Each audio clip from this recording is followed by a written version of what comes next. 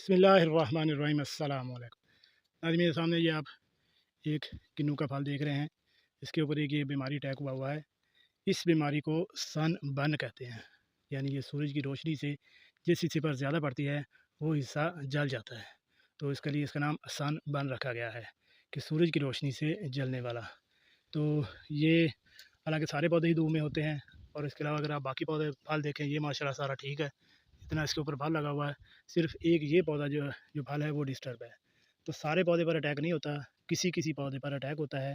ये ऐसा फल होता है कि जिसको ग़िज़ाइयत सही तरह नहीं पहुंच रही होती, और ये 100 में से तकरीबन 1-2 ही होते हैं। इसलिए घबराने की ज़रूरत नहीं है। ऐसे पौधों को आप मेंटेन रखें, इसको पानी की कमी ना होने दें। इसके अलावा उसके ऊपर जो दूसरी आप डोज़ देते हैं, स्प्रे वगैरह करते हैं, वो प्रॉपर करते रहें। ऐसे कभी-कभार हो जाता है और कुछ ही फलों को होता है। तो इसलिए किसी भी किस्म की घबराने की ज़रूरत नहीं है। आप अपने हिसाब से इसको फल भी, पानी भी देते रहें और बाकी ग़िज़ा भी देते रहें, तो बाकी जो है वो आपका फल इस चीज़ से बच जाएगा।